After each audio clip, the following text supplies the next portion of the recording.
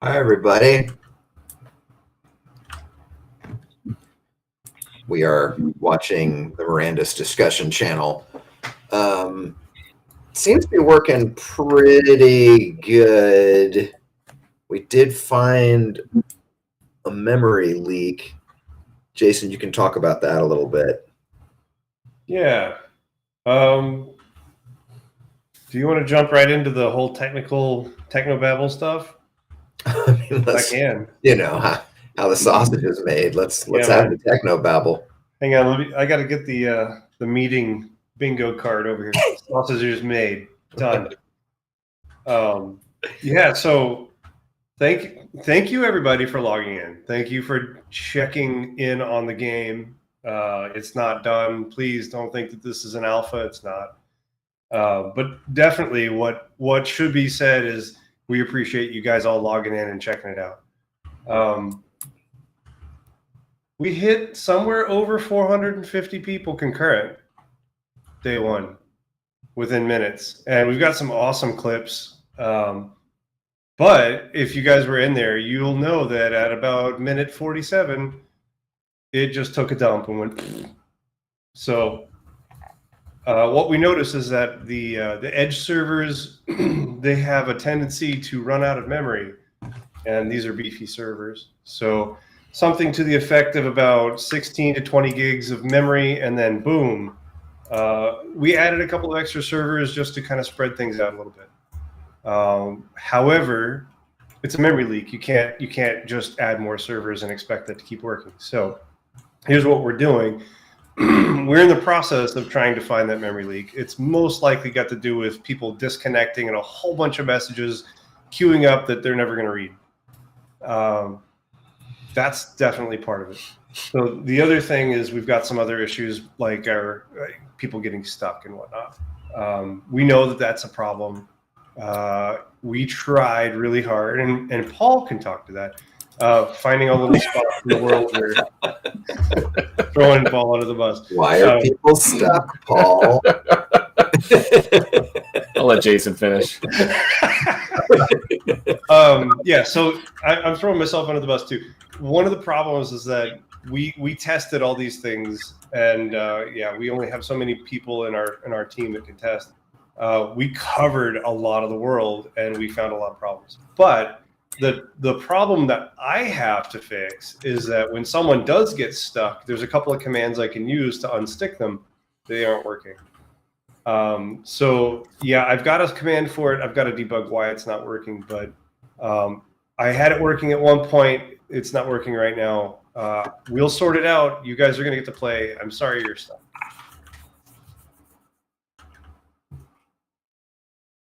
Paul. Oh, you want me to go? So there's probably a few things that are causing folks to get stuck. Some of the collision, either on the rocks or some of the environment collision, is kind of a little bit technical here, but sometimes if it's too close together and you go to jump, you can get stuck in there. So then you're kind of, as your player is stuck in there, sort of like a V. So then you can't really progress to get out of it. So either if that takes place, then we can sometimes rely on the client kicking you back out, but if not, then you get stuck, and we have to fix that, which there were a lot of those issues coming up before the test. On top of that, sometimes getting stuck you can kind of get in some bad places, and we noticed a few of them. So right before the playtest, I was noting some bugs on my other monitor, and unfortunately I got caught out by a couple goblins and a wolf, and I died. So that was you know, we probably should have printed XY coordinates, just kind of like debug style in the map. So if anyone does get stuck, they can say, "Hey, I'm stuck at," and then we can fix that. Yeah, you can. There's a where am I? Where am I? Yeah, if you do / where am I, you can actually print out the thing. It puts it in your clipboard automatically, so you can literally just say, "I'm stuck here," and paste it. Okay. Yeah, if anybody gets stuck, feel free to toss the cords out into Discord, and I'll grab them and try and see what we can do to fix them up. Mm-hmm. Yeah. On the memory leak stuff, guys, it's like we're trying to think of a way to make it okay. like we know, like one of the things that we explored was, okay, well, if we reset the servers, we could reset them maybe every hour on the hour, and that way you guys would know, like, okay, it's getting close to the end of the hour. Find a place that's a little safer. Then it'll come right back up. It takes a few minutes to come back up. But if we do that and it hits the memory cap before then it might be kind of borked. But we still like that tactic to because that's something we can communicate to you guys, and you guys can count on every hour on the hour. Try to be somewhere safe. So we're going to try to do something like that while we're identifying what the memory leak is and fixing it, but we don't want to take the build down if we don't have to. So we think that's probably about as good as a solution as we can. And things that have come up, loot stealing. That's just the state of the looting right now, guys. It has been, it is a big feature to do and to get right, to say that you have contributed to a combat. And what we have right now is the concept of contributing means you did damage. As long as you did damage, you can walk up and loot. That was about all we had time for. But there's a lot of internal deliberation on how we should do the final. And I've told the community this before. I'll tell it to you guys again. But I think we're going to have to develop a proposal or two and get it in front of you guys. Get some thumbs ups and some thumbs downs to see if it'll work, because nothing's perfect. But it's just a very hard thing to do right. What is a combat contribution? Like let's say you're a healer. You healed somebody and that's how they were able to kill something. You contributed to combat. How do we track that? What kind of score does that get you? I think if you're spending materium to heal somebody by casting spells, maybe that should be weighted stronger. I don't know. We've spun this around a ton internally, guys. So we'll develop a proposal and get it in front of you. For the sake of this demo, it was the easiest thing for us to do is just say, as long as you did some damage, you're allowed to tap on it. And the first person that taps on it gets the stuff. So just know that obviously that's definitely not final. But yeah.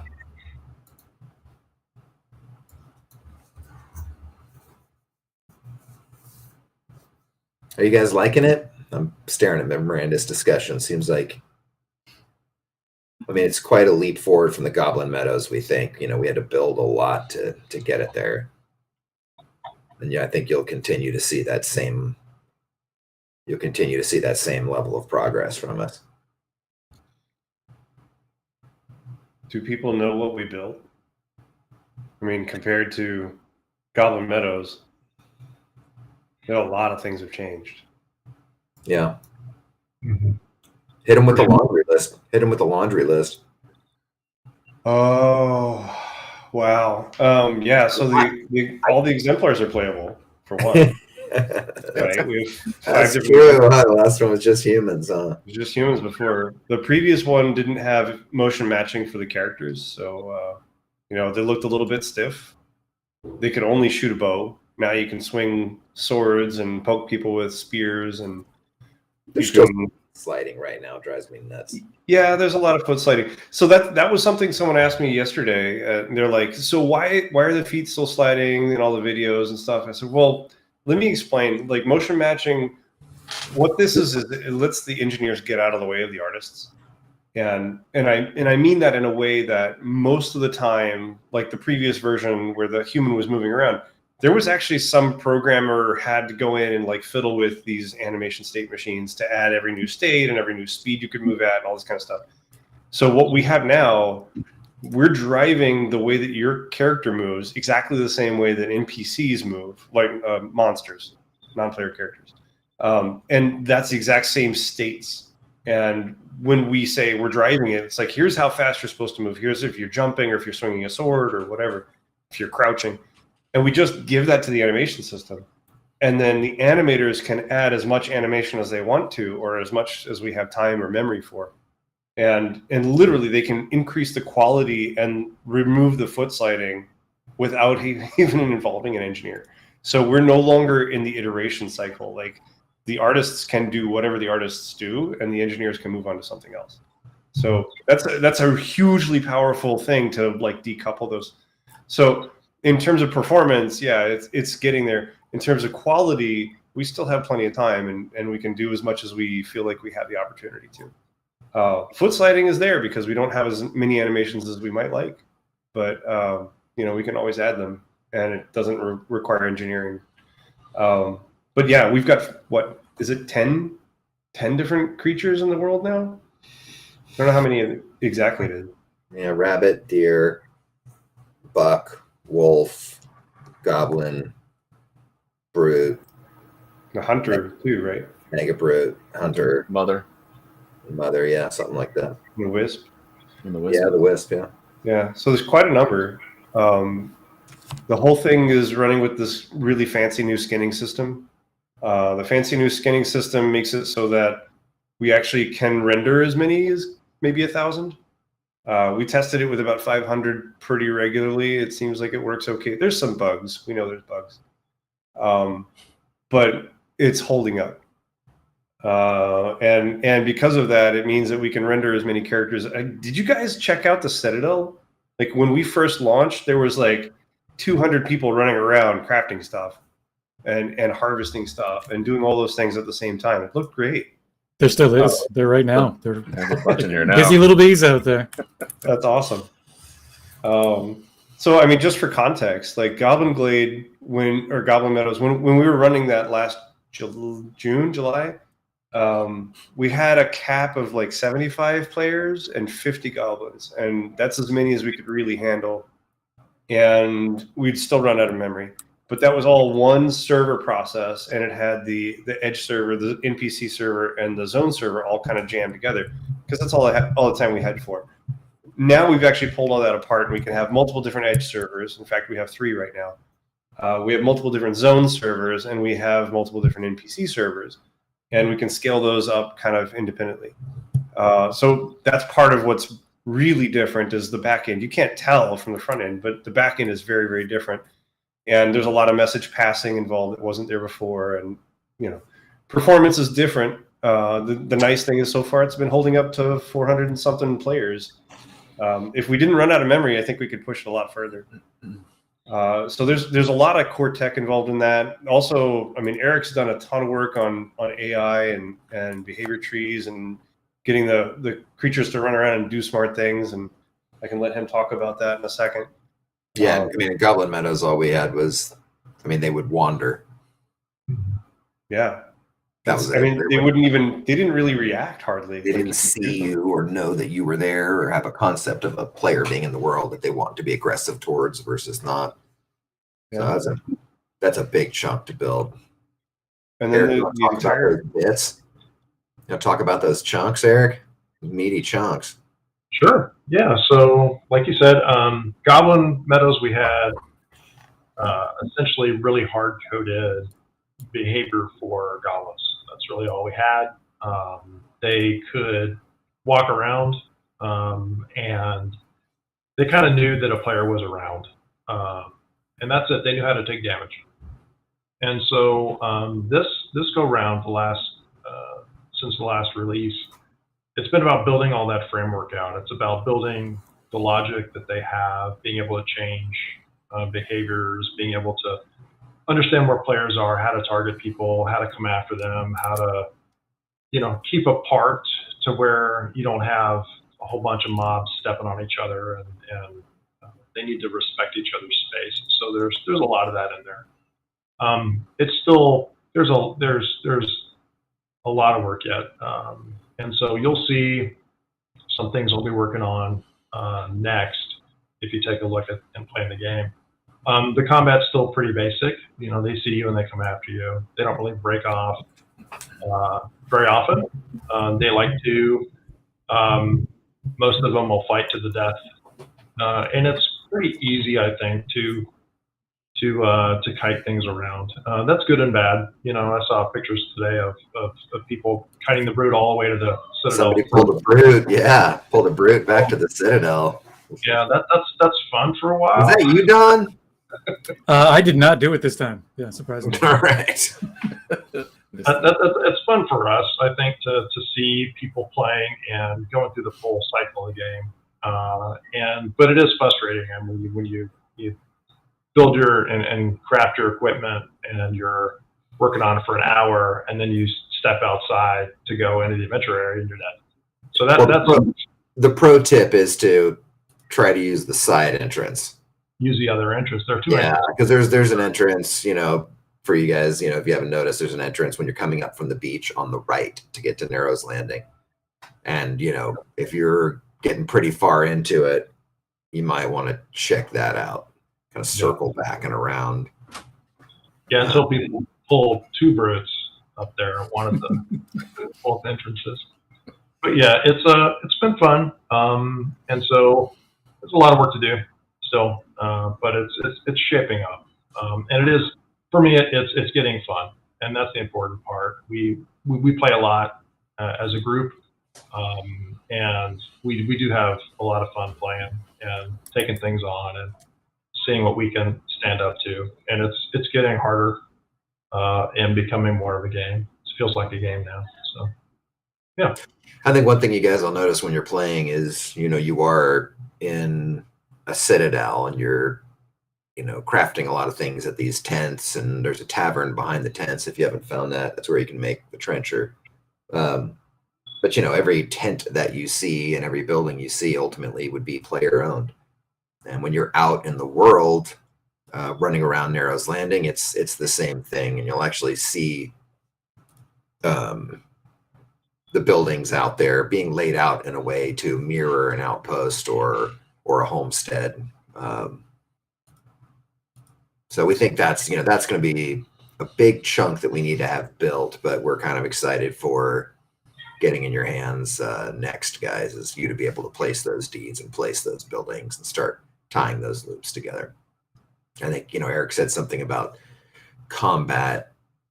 I just want to reiterate to the group that combat is working, but it is not slick, polished, or as fun as it can be yet. That takes a long time to get that feel right, and we will get there.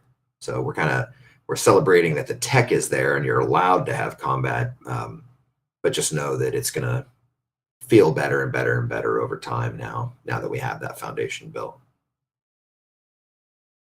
We've also dramatically increased the size of the levels. Like, well, for one thing, we have multiple levels. You can leave one and go to another. That's a big deal. But now, how big, Paul? How big is Narrow's Landing?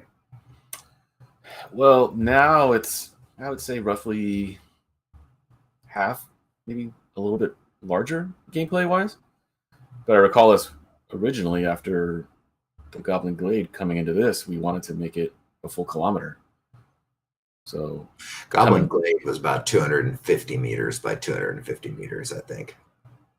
Yeah, that's about I even think size less. I think that might have been the size of the zone. That was the outer perimeter. It wasn't the Yeah, I think the outer actual perimeter was whole 300 of by it. 300, but that was all rocks and trees and shit, right? Yeah. So yeah, I mean, now it's, I would say, half a kilometer, and it's even playing it now, even after we played it multiple times, we still feel it's pretty big. So trying to wrap our head around it being a full kilometer it's pretty awesome, thinking about what we can get in there now that we can see what we can do with a half kilometer on top of multiple zones of being that size. Check it out, Don. Curlex is like, okay, guys, I have confirmed that brutes only give one onyx. Yeah, we'll be upping those numbers quite a bit. Onyx Jeez is Louise. best farm from goblins, not from brutes. I love that people have found that the rings of Discord work. That's kind of cool. Yeah, That's fun. It helps your party know where you're at. And I think we've talked about this for a long time, but we've always loved the idea that we could let you guys craft a ring or an amulet of some kind that might glow or indicate that you're a part of a guild. And that's why we always try to keep Rings of Discord active, because we think it's kind of fun and there's just something neat about it. Imagine if you could choose those colors. Pretty sweet. I think the Lantern of the Sun is pretty awesome too, especially because one of the things we did not get in is we're changing the day-night cycle a little bit. This first biome is kind of Pacific Northwest, guys, and so it's supposed to be really long sunrises and really long sunsets. But right now that's kind of compressed, so it makes the nighttime feel more like 50, well, scientifically is almost 50% of the day. So if you have a Lantern of the Sun, you are king of the world. And the Vox are in there too, guys. So if you have a paired Vox and you equip it, you'll notice that you get a 25% boost to your hit points. And then the animals, because they didn't pair with an Exemplar, I think was that 10%? You get a 10% boost if you have the animal. Yeah, 10%, but it works on any Exemplar. So it's kind of like, well, we don't know what to do with it, so here's something. Yeah.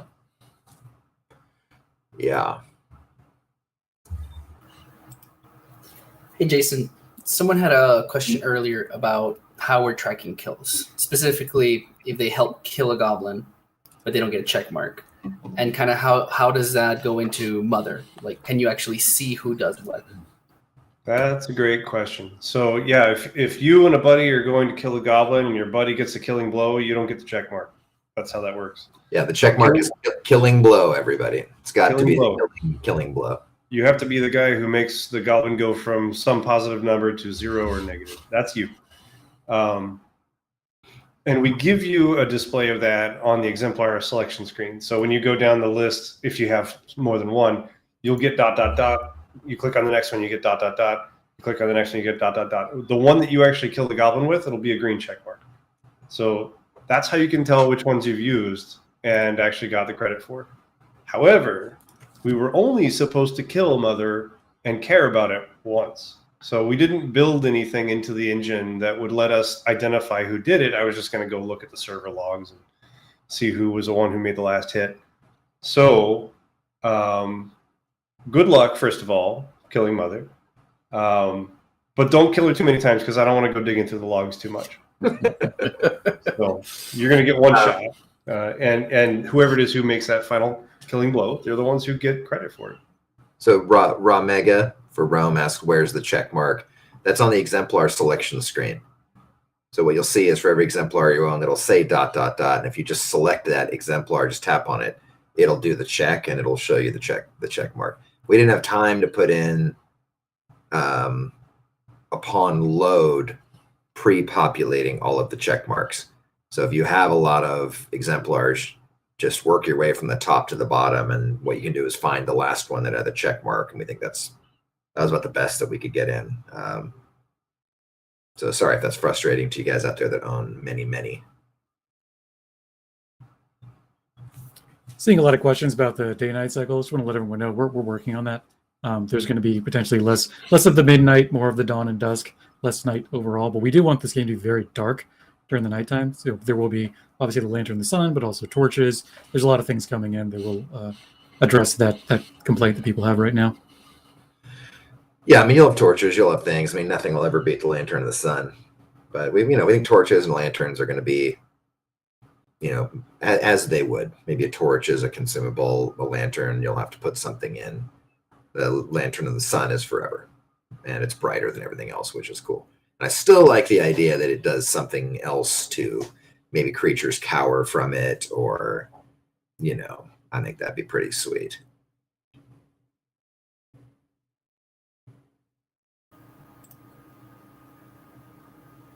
Yeah, Shredder, thanks for posting that.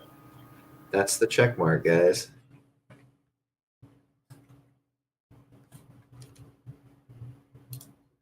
Yeah, I mean, we will. The second Mother is killed, I think, is kind of a fun moment. And just so everyone knows, I want to make sure everyone on Discord, of course, saw this, but we did change the terms based on your feedback, so that everyone who strikes the killing blow on Mother will be eligible for a piece of that mega reward. So if 10 people manage to do it, then we'll split it up between 10 people. Although, I mean, I'm sure you guys have seen it. It is shockingly difficult even to make it to her lair. Getting fully geared up is really critical. Really critical. It's like, I mean, what was it internal? 15, 20 of us fully geared. Not everyone made it out of the cave. Yeah, you're going to have a really 20. tough time. Even with 15, 20, it's all about tactics. Like, you really have to be, knowing what you're doing and getting a group working together. And then you still have to have a little bit of luck on your side to get through. Speaking of gear, someone was asking about inventory and why don't we have storage? And it's because maybe, Michael, you want to talk about all the plans we have for vaults, for example? Yeah, well, I mean, as far as we were able to get guys so far is getting the paper doll stood up, and that was a tremendous amount of work. So you can tap I, you have a grid, you can equip stuff and unequip it in the UI, and then also send signals out to everyone's client so that you're seeing what you should when they try on different armors or weapons. We did not, on inventory, we did not get encumbrance in. That ultimately will be there.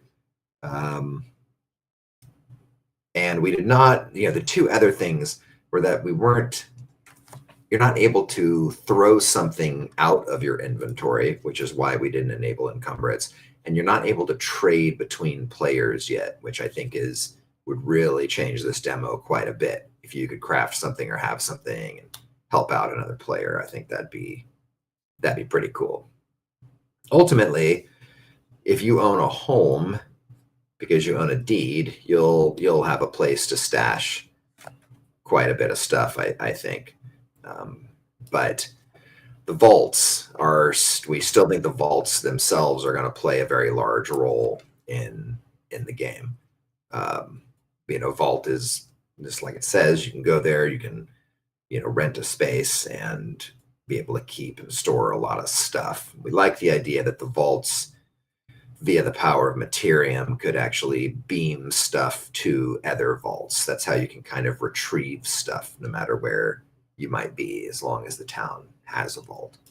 And then we're still working on concepts for, and we like the vault just as a general, this is where stuff goes and where stuff can be summoned from.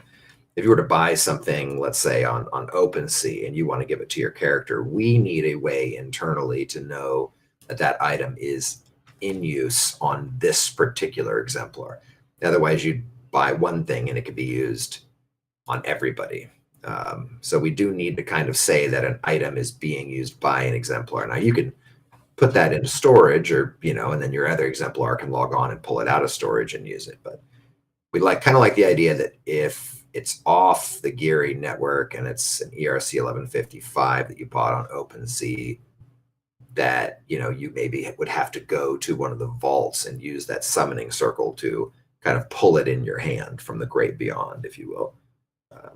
So we're still working on a lot of that stuff. I mean, anything that's kind of that big and that sensitive, guys, we'll always include you on. But we think the vaults are going to play a pretty big role in the game.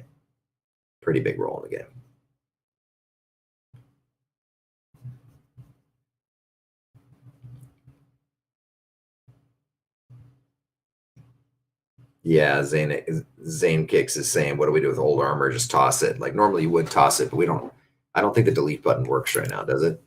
It doesn't. Yeah, we broke it a few weeks ago.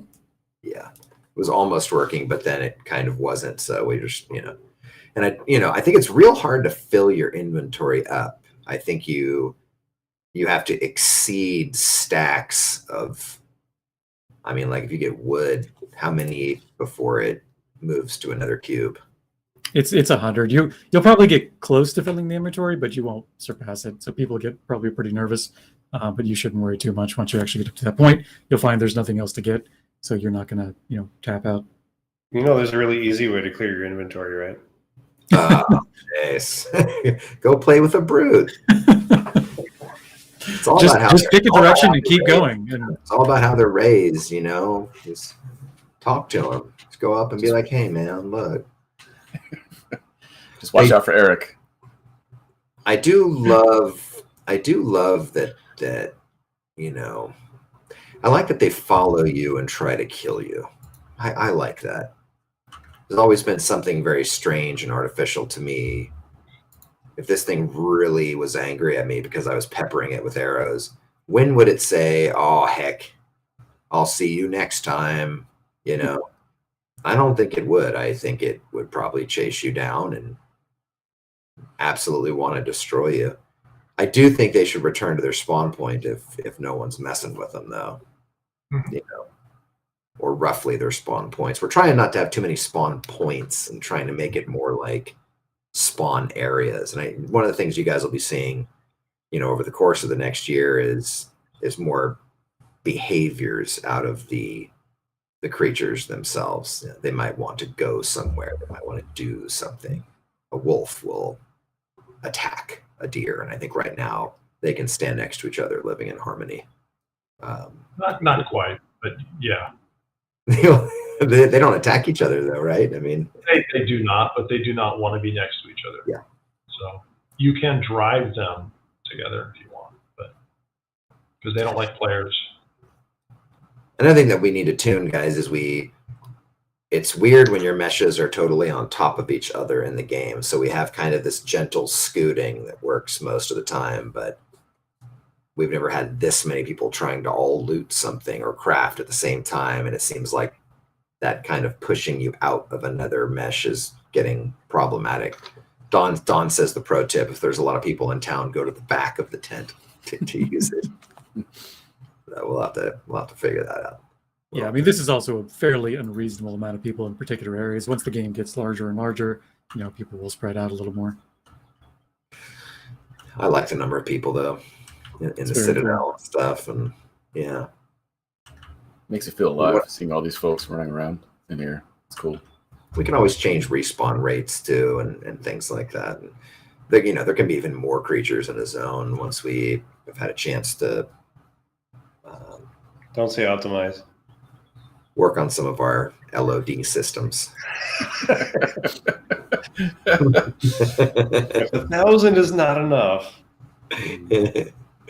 Well, 1,000's okay per zone. That's good. That's pretty good. But Hey, could I take a moment? Could I just remind people verbally? We have 30,000 subscribers on YouTube and only 27 likes. I know it's kind of lame, but can you guys please like and subscribe this video? Smash that like Oh, you did it! You did it! Smash that like button. Smash We gotta that get into like button. Oh, Gotta God. get into the You algorithm. can press it gently; it's just as good. Oh. And you know what really, really helps the algorithm? Before it was comments, but you could buy those. Share the video. If you share the video, that's like double points. At least like and subscribe. I think if McCarthy gives us an astonished mouth open face, that actually triples our numbers, right? Before this meeting, guys, just so you know, like I just can't bring myself to say it. You know, smash that like button, everybody like and subscribe, you know. You said it twice now. Someone's gonna clip that. I guess it's important. So Manuel's like, I'll tell him. I'm like, thanks. Ugh. Someone was asking about PvP. I think people are getting upset because of the loot stealing. This question does come up a lot, but Yeah. I mean, so, you know, the game is PvE, but then, you know, if you're killing something with other people and they get there first, well, they're getting all the loot. Well, that sucks. That makes me want to kill them. Now, you know, on a somewhat reasonable level, you cannot just loot steal right now in this build. You did actually have to be there and engage in combat, at least sink an arrow or so into people. But, you know, we've talked about should you be able to be tagged as PvP if you took something off a creature that you've killed and maybe someone else didn't. That becomes really hairy. Don talked us out of that. Talk about that, Don. dynamic Yeah. PvP. Yeah, I mean, in practice, you know, nobody gets what they want, right? Everyone's just the same amount of unhappy. You just have one person who's now tank, and so in practice, we have a lot of different options for how to handle loot. And we'll talk about those, you know, as we go forward. But PvP as the option is not going to make most people happy. I do think one of the things that's a little different about this game, guys, is that we're not rolling a loot table when you kill something. It has an inventory at the time at which it's instantiated, so it's carrying around its stuff on them the second they exist in the world, and we have to do that for several reasons. But you know, so it's a finite amount of stuff that you can get from a fallen creature, and yeah, I mean, it's just really tricky. If there's 4 things on somebody, if there's 4 things on a creature, who gets them? If there was 10 of you that took that creature down, what does that actually look like? So we've got a lot of ideas, guys. And, you know, like I said, we'll surface to you what we think is probably the best idea, and get your guys' feedback on it. Because, I mean, it's shockingly sensitive, to say the least, that you might be getting maybe an NFT when you kill a creature, or, you know, something that's highly desirable in the world. And how do we determine who gets that or who doesn't? So we'll get your guys buy-in on that. Yeah, it's a difficult problem in, you know, a lot of games of this size, you know, with this many players, but it's a much more complicated problem when you do talk about real world value of things and NFTs. It is a new terrain for us, so we're figuring it out just like what everyone else is. Yeah, Griff, we were just saying that no, this is what we could get in for this build. You have to do some damage to it, then you get the right to loot it. You know, I mean, one of the things that just kind of organically does in this build is that if there's 50 people all standing around, you know, a wolf den, you know, it'll be tricky for you to get there and be the absolute first one that taps on it. So stay in groups and find somewhere that's a little more sparse and hunt that way. Then you kind of work amongst your group and say, hey man, it's your turn, why don't you grab that? We really, one of the things that I like about this build is that it is tuned such that you need to work with others. No one's going to solo this. You know, you really have to kind of get together as a team and move in a coordinated way, I think.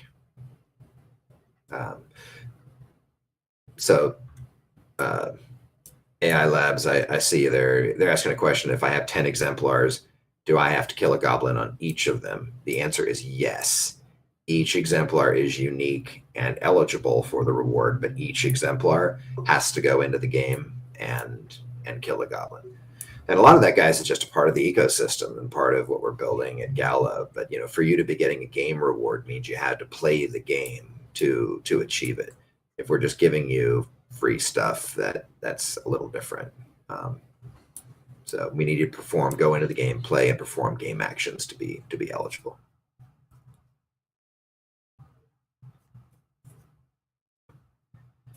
See people in game progressing further and further out, getting real close to more and more dangerous territory. No, Pretty cool.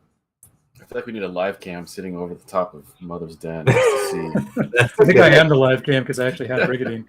We probably could do that, couldn't we? We're gonna like hack something like that in. I could, but I think that information is sensitive. You know, I want to see it, but I don't want anyone else to see it. Yeah. Well, I hope everyone out there's, you know, recording. Windows G, bring up that game bar, right? But you were claiming something else, man. What were you? I mean, I always go Windows G and then hit record. Is there a sweeter shortcut? If you do Windows Alt R, you can record. You don't need OBS or anything. Just on PC. Alt R, it just starts one. Yep. Instantly. Oh, that's sweet. Yep. That is a sweet cut.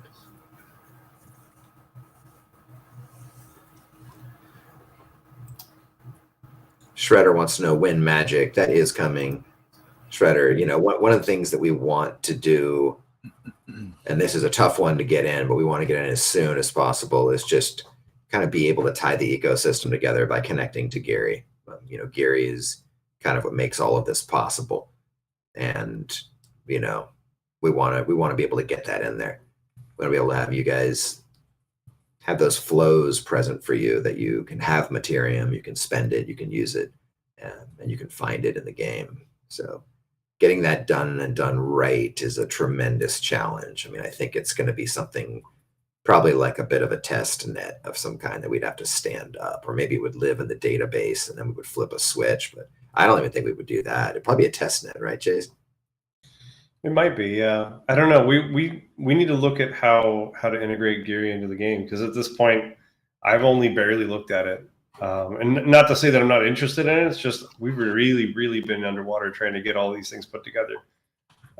However, when we do get to the point of us actually doing full blockchain integration, it's going to involve a lot of tech that isn't necessarily just blockchain, but for example, like the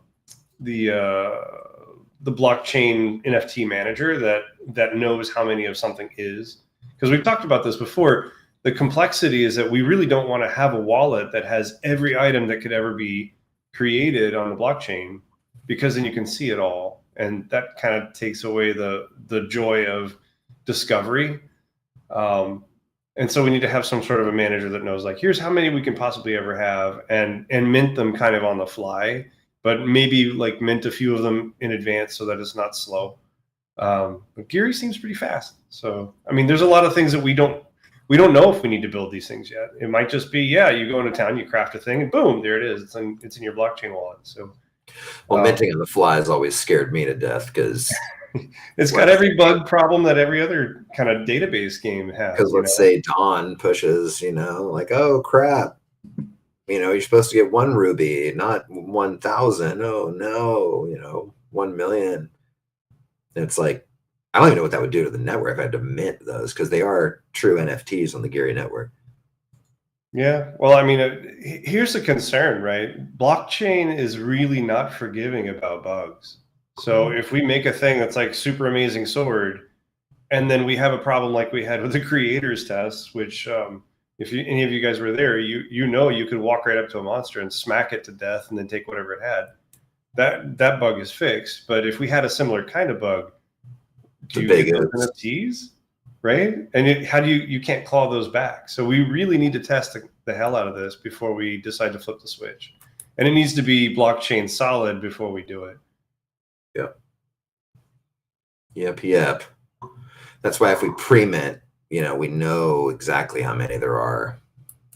So I kind of like that minting job system, if you will. Make sure there's always 1 or 2, because it'll likely be faster to transfer it from wallet to wallet than it would be to mint them on the fly. But I don't know. I mean, we'll see. I mean, that's why Geary is so critical. We've been working on it for so long, and it's awesome that games are actually out there and running on it now. So that's exciting for us. The timing's great just for Mirandus in general, guys, because, when you first stand something like that up, it's just a lot of lessons you have to learn. And so Gala as a company is getting to learn those lessons now, and we kind of get to reap the reward, I think, really, which is cool.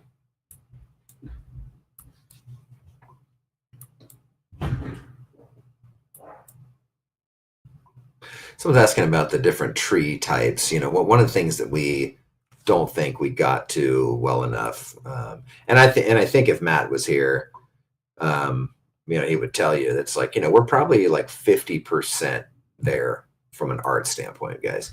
There's, in the same way that the code gets more refined and better, so do our internal tools that we use to make the game. So does the art style. So does the design. Everything just gets constantly groomed and iterated on. And if something's not working, then it gets a bit of a refactor for sure. So you'll see a lot of changes for the trees. It's supposed to be shockingly clear that one is a tiny tree that you can cut down versus an old growth tree that you stand no chance of tapping on. So we really want to establish that visual language and, make sure that's communicating what we want. Right now, it's a little hard to kind of glance and say, oh, I definitely can harvest that tree. Yeah, it's just the trees blending in with each other too at a distance. It's kind of hard to gauge as you're running towards it to figure out I can harvest that one versus that's just a larger tree that's more along the lines of a prop that's just inherently in the zone and not something that I can interact with. Yeah. We've had a lot of discussions, a lot of proposals. There's a lot of good stuff in progress on that. Grunt next Yeah. door asking, do you need an exemplar? You said Templar, Grunt, but I think you were asking, do you need an exemplar to play? And the answer is yes. Yes, you do. And they're still for sale. I think we've sold 90% of them, but there's still some out there for sale. Most of the lower price ones you'd probably have to get from another player, I'm guessing. I think most of those are gone, but there's still some. There's actually still some. But we sold about 90% of them, so they're mostly gone. Seeing how many we have still.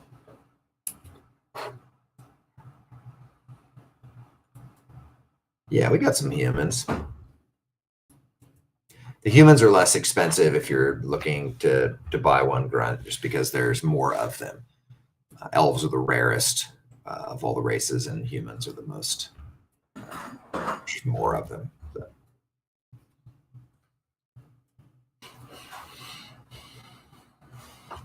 Amazing seeing all these players out here with Lanterns of the Sun. Got quite a few. Those Lanterns of the Sun are sweet. Jelly. Very, very helpful. I just followed we whoever's got one. Get free stuff, man. All right. It's not gala.org over here for me. Got my one exemplar. But I really would like a lantern a lot. A lot. Well, what I would say is I'm pretty sure we could get a little bit more of the engineering done faster if I had a lantern. So anybody want? Here's my blockchain address. We'll give you a special Lantern of the Hues. Brightest thing in the game, even more bright than the Lantern of the Sun. I love you. Google. That's my boy. He's 10. He doesn't have an exemplar. Do you want one? You need one, don't you? You have to have an exemplar to play Mirandus. What is an exemplar? It's like an avatar. What? It's the finest of all of the great 5 races. See, man, my son doesn't just get it. Okay. Isn't an exemplar like the character? Yes. Yeah. Sounds always because you need one. Okay. That's Pretty sweet. So the people that have one are. Can I have one? I want one. Champion spear. Nice job, Kurlex. Oh yeah, the champions. Kurlex is getting everything. Wait, what? Go get out of here. Trying to have a serious thing here, son. Yeah, Kurlex is pretty juiced, huh? Got the Brigandine. It's not Master getting Sword. your hard part's using it effectively at the right times. Would you go forward? Yeah, the spear's a little OP, right? They're all the top tier are pretty close. The champion spear just goes a little further out, but a little less damage. It's give and take. Swings a little bit faster.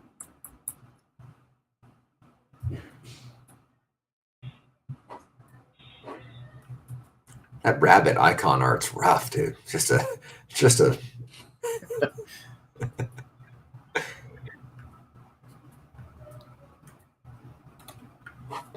Is that what you do when you kill a rabbit? You just chop its head off? Why? How do we get a head chopped off rabbit art? You don't need rabbit heads, do you? You don't need to carry all that back. Got so much room.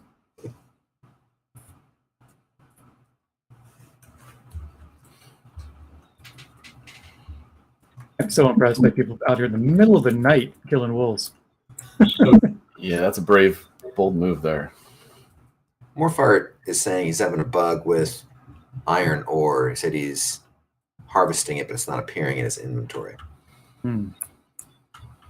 And same How are the thing. servers looking right now? Because I'm seeing some other reports of inventory disappearing too. Should we do a reset? What does the memory look like? All the edge servers are climbing up. It's not quite tipped over yet, but it's getting there. This is actually going to be my life for the next 2 weeks. So, yeah, if you guys want to just like take turns and play the game instead of all 400 of you at once? That'd be appreciated. I need to sleep sometime. Yeah, everyone log out just for the night. Jason will tell you when he's back online. Yeah, you guys didn't know, but tech test actually means we're testing the tech people, seeing how much they can handle. Just tie it to your alarm clock, Jace. Just when you go to bed, servers go down. I normally Alarm get clock wakes up. 4 hours of sleep every night, whether I'm working or not. So yeah, I'll get about 2 this night probably. I'll have Brandon reboot the servers those 2 hours. Looks like it's 350 concurrents right now. No, 280. It's It's like Chicken Too Hawk just found the Wisp. I wonder how much the Wisp found him. Oh. Forbidden. Greg said that he didn't realize it was hostile the first time. You see something and it looks like it might be scary, it probably is. That's a good thing in this game.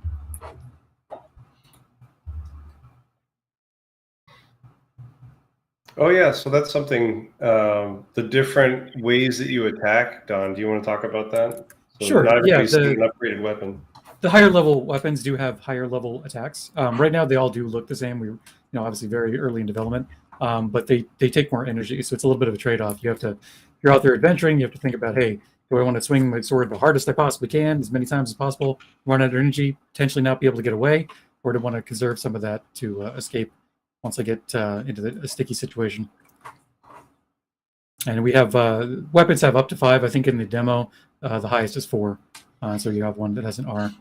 I won't tell you which one, but it's out there. Yeah, Nemodius from Mom. You were asking about how to go and map controllers. So there's a keybindings.txt file that you can go into and edit, and basically it's an override compared to the keybindings text file that's actually in the install folder. I'll go ahead and post a little example of how you can map it to something, but basically there's a couple of colons that are next to each other. If instead of it being empty between those 2 colons, you put like /keyboard/A, that's mapping the letter A to whatever that action is. But there's a little bit of like technical stuff that you have to do. We plan to make that a whole lot easier to edit. Right now, it's just a manual process. So you can edit the text file yourself. Eventually, we're going to have a way for you to remap stuff in the game. It's just, that's super early. We have the support for it, but it's not friendly yet. Might be cool to upload that to the community. Like, hey, if you want to try a controller, here's a. Yeah, we can have one that's just pre-mapped and you just throw it in the right folder. Yeah, we'll throw it up in the Discord sometime later today, I think. And is that going to be analog control? It'll try to be. Okay. Have we tested that at all? No, not even once. Nobody has ever tried it. So We had one person do it internally, but I like it. Okay. This is a tech test. You guys need to test all our tech before we do. Well, we'll think it kind of works, guys, and you guys can tell us if it doesn't. But I want someone Unofficially needs to map supported. it to the steering wheel too, because I heard someone was going to do that. Let's see. Damn head. Yeah, obviously accessibility is important for us moving forward, but we're extremely early on in development.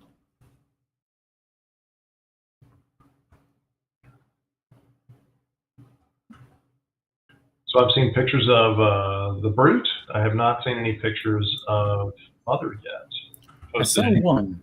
You did? Nice. Yeah. Okay. I haven't seen pictures of her den either. I think they might have snuck in when the servers were down for a minute. So there's a fix we need to make for that too, and it's actually a client-side fix. But I think what happens is we lose connection sometimes on the back end, but players are still connecting their WebSocket to the front end of the back end. So there's a better way for us to figure out that you're actually disconnected, and we'll fix that. So you won't be able to sneak around anymore if the servers are not responding. That'll come in the next couple of days, I'm sure.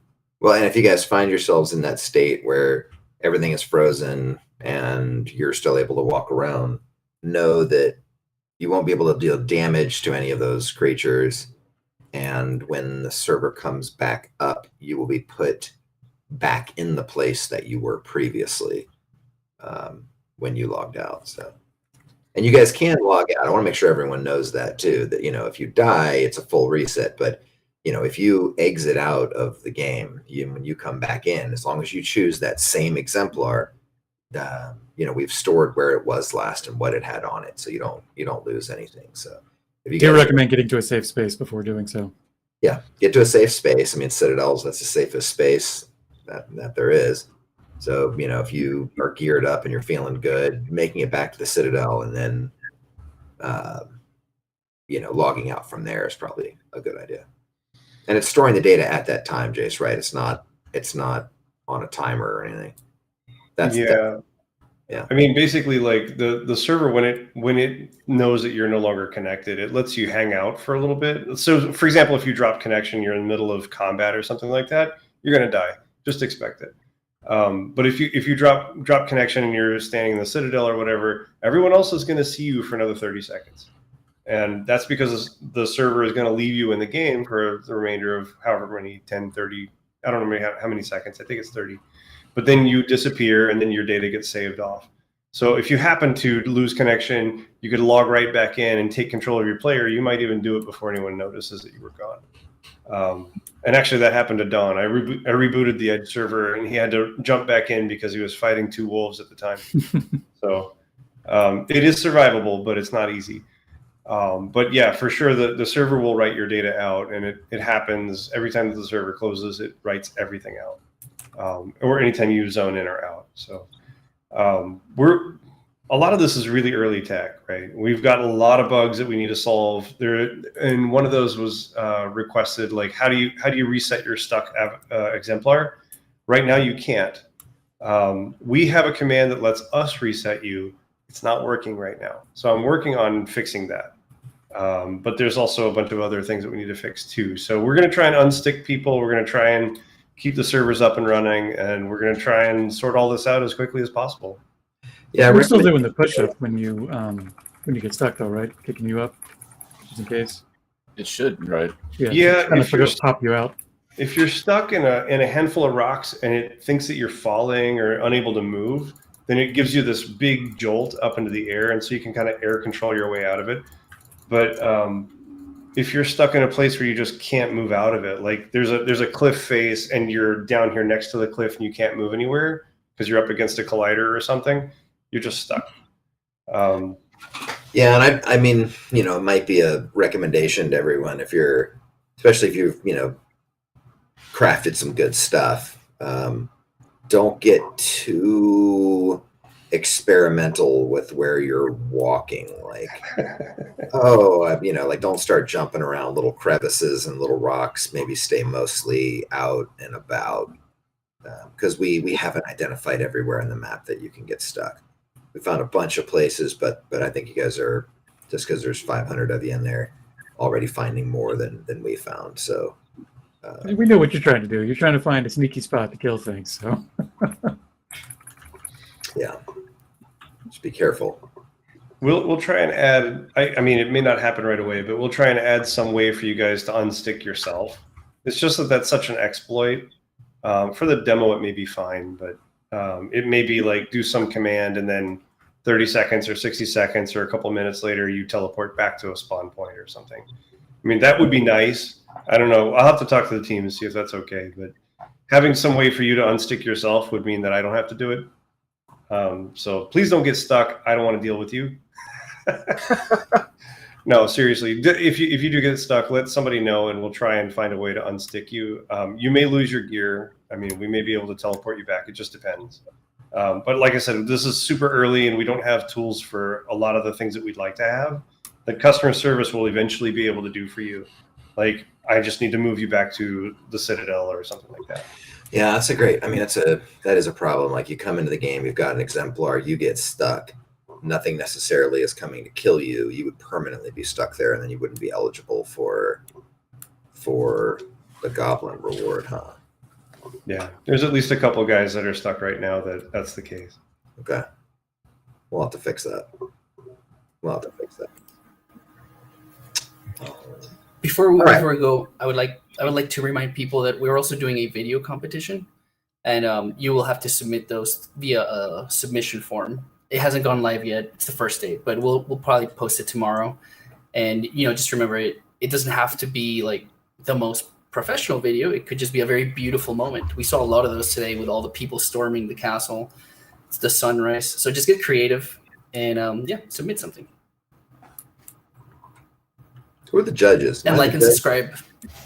So 5 will be chosen by the team, and 5 will be randomly selected. 5 chosen by us and 5 randomly selected. Wish we could do a community vote for the other 5. We could do that too. Well, I like the. I mean, random is like just totally random. Does it have to be that way? Is that like a legal constraint or? Yeah, they at least wanted something random, so we could do a couple that are random. All right. All right.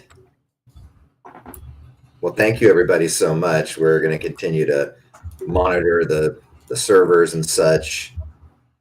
We're trying to think about exactly how to handle the memory leak right now, guys. Again, we might just need to reset the server now and then. I feel like it would be better if we had that on a timer and you guys knew that every hour it was going to be reset. So you could find somewhere safe to be. So we're still trying to think of a strategy like that.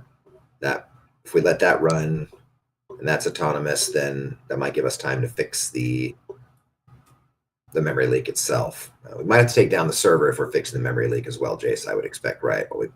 Briefly, yeah. Yeah. And in the perfect timing, I just rebooted some of the servers, so you guys are going to get disconnected. Sorry. Yeah. I mean, yeah. We'll think of a better way to handle the server resets, guys. Might be, do you think we give a warning, Jace, like 5-minute warning on a server reset, or probably Maybe. doesn't work, doesn't? Not Anyway. super well. If we come up with an elegant solution, guys, whatever it might be, we will post it in Mirandus announcements. And in the meantime, if one of our servers eats shit, then we'll just have to reset it. So we'll try to do that as infrequently as possible. But if it bonks out, we have to reset it. So we're on it. We're trying to figure it out. Smash that like button. Don't forget to like and subscribe. Smash that like button. Astonished. A lot of stuff to explore, folks, too. I don't think anyone's got to quite a few of the areas and haven't fought many of the enemies, so keep pushing. Yeah. Jason, actually, that brings up a good question. Actually, if somebody does kill Mother, how fast will we get that notification, or do we have to troll the server logs?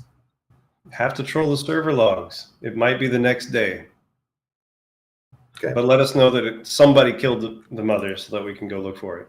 Yeah, we'll find who did it, and we'll celebrate their name there in Mirandus announcements. All right, everybody. Thank you so much. Keep pounding on it for us. It's super helpful. Appreciate it.